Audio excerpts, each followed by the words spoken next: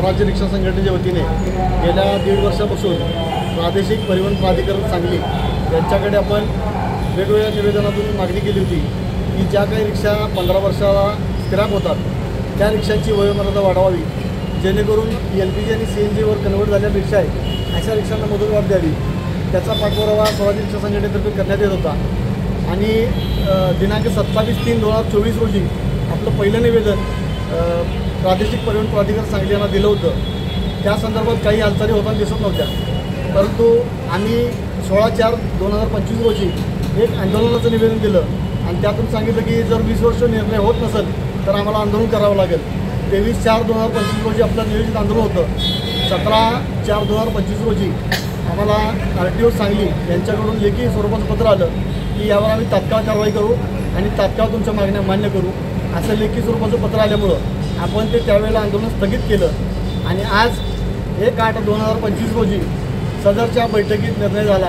त्याचं पत्र आज आम्हाला त्या संदर्भात मिळालं आणि सांगली जिल्ह्यातील सर्व रिक्षा ज्या काही LPG आणि CNGवर कन्वर्ट झालेल्या आहेत किंवा कंपनी LPG CNG आहे अशा सर्व रिक्षांना 20 वर्षाची वयोमर्यादा निश्चित करण्यात आलेली आहे।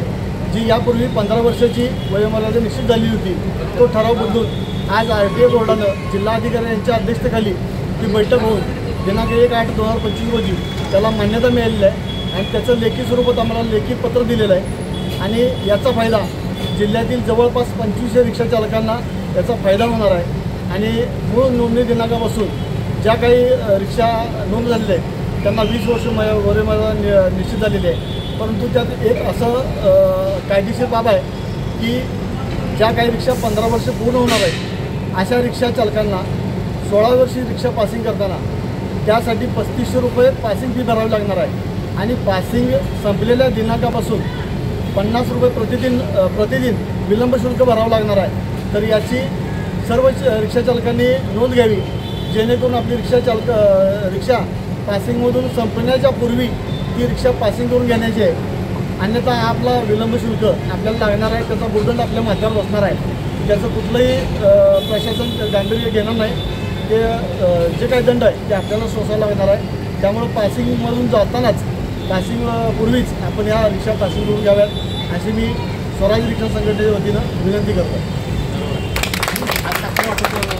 सदरच्या निर्णयाचं स्वागत करून प्रादेशिक परिवहन प्राधिकरण सांगली त्यामध्ये आपले जिल्हा कलेक्टर, जिल्हा पोलीस प्रमुख आणि जिल्हा RTO या सर्वांचं मी स्वराज्य रिक्षा संघटनेतर्फे आभार मानतो आणि रिक्षा चालकांना खऱ्या अर्थानं न्याय दिला या सांगली RTOनं। कारण पश्चिम महाराष्ट्रात म्हटलं तर या 2 नंबरचा जिल्हा आहे, जेणेकरून महाराष्ट्रात कुठेही हा निर्णय झालेला नाही, फक्त सांगली जिल्ह्यासाठी हा निर्णय लागू झालेला आहे। यापूर्वी सोलापूर जिल्ह्यासाठी मागच्या वर्षी झाला होता आणि त्याच धर्तीवर आम्ही आज हा निर्णय मागितला होता आणि त्याला आमच्याकडून यश आलेलं आहे आणि त्याला कायदेशीर काही बाबी तपासून जो निर्णय घेतलेला आहे। त्यामुळं स्वराज्य रिक्षा संघटनेतर्फे या सर्व समितीचं मी आभार मानतो आणि आनंदोत्सव साजरा करत असताना आम्ही पेढे आणि साखर स्थानिक नागरिकांना वाटून हा जल्लोष आम्ही साजरा करत आहोत।